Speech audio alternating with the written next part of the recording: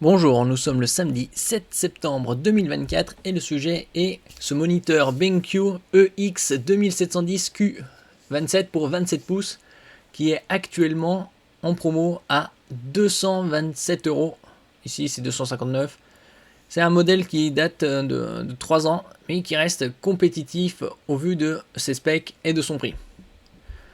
N'oubliez pas de vous abonner pour plus de news sur le monde de la high-tech ainsi que les bons plans également sur mon Twitter et en dessous de toutes mes vidéos en description.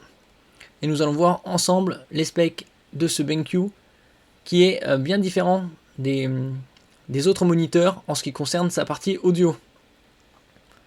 Ici 27 pour 27 pouces comme je dis, un QHD, c'est-à-dire c'est du 2560 par 1440p avec un taux de fréquence de 165 Hz. Certains modèles ont 180, 240 voire plus, mais sont bien plus onéreux. Celui-là, il est à 226-227 euros. Sa dalle est une IPS.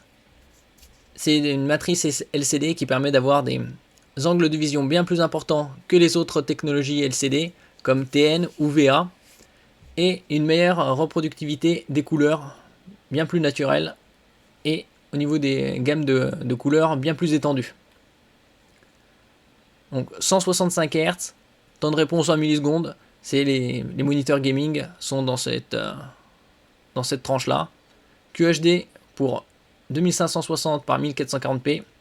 Bien évidemment, il y a la technologie FreeSync Premium, c'est-à-dire qui permet la synchronisation du GPU et du moniteur pour éviter tout décalage et avoir une image nette.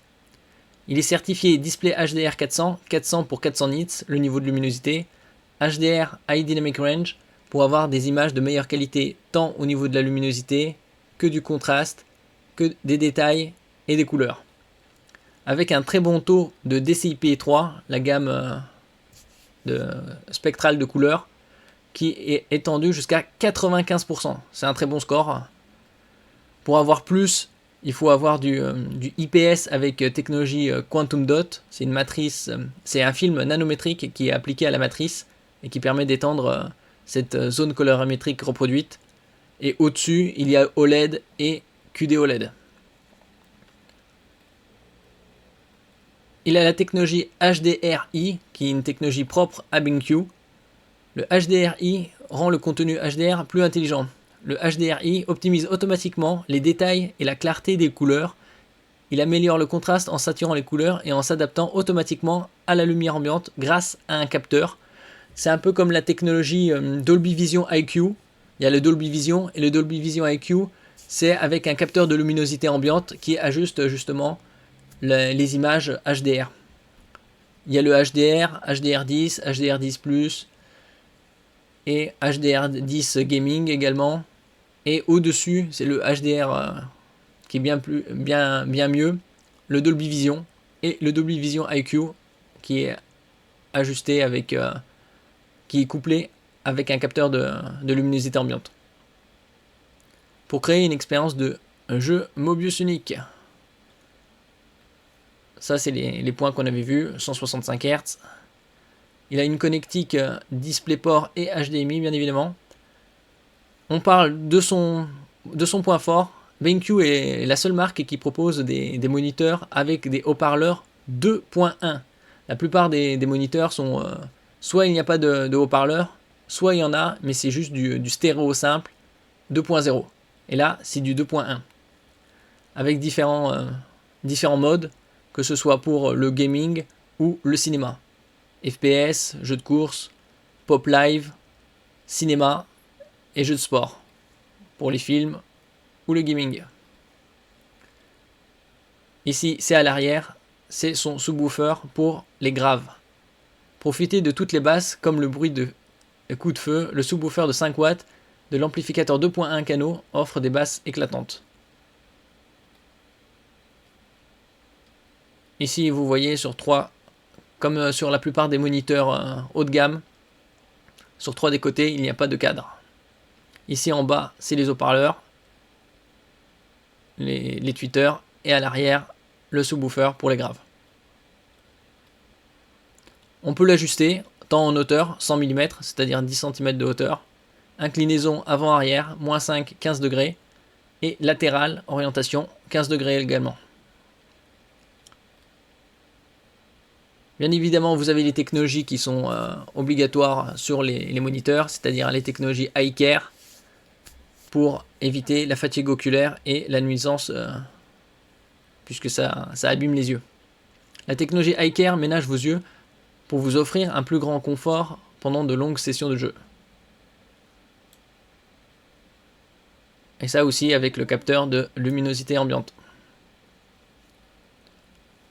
Ça c'est lumière bleue faible, comme sur tous les moniteurs haut de gamme. La technologie de lumière bleue faible filtre la lumière bleue nocive pour protéger vos yeux. Et il y a la certification, ainsi que flicker free pour éviter les scintillements et donc également la nuisance visuelle. Il y a un mode papier électronique, e-ink, qui permet de lire sur l'écran comme si on lisait sur un e-book. L'affichage du programme eRider équilibre le texte et l'arrière-plan pour réduire la fatigue oculaire et vous permettre de lire plus longtemps. C'est bien si vous lisez des textes. Vous avez l'impression de lire comme si c'était sur du papier.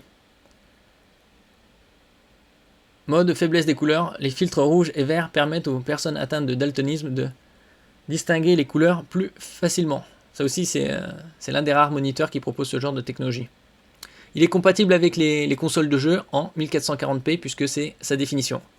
Que ce soit sur Xbox Series, 1440p 16 neuvième 120 Hz, pareil sur S Series, et sur PC, ça va jusqu'à 165 Hz, qui est la limite de la dalle.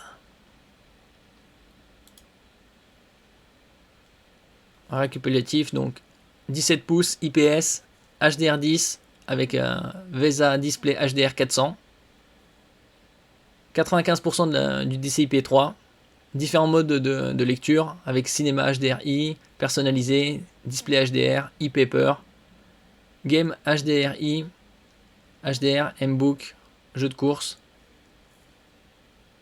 Il affiche 1,07 milliard de couleurs. Et au niveau du son, comme je le rappelle, c'était du 2.1, 2 x 2 watts plus un caisson de base de 5.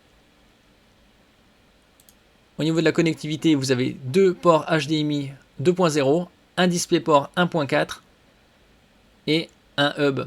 Alors un USB type 5 qui est carré pour upstream, pour connecter à votre PC et l'alimenter en électricité pour les ports USB 3.0 au nombre de 2.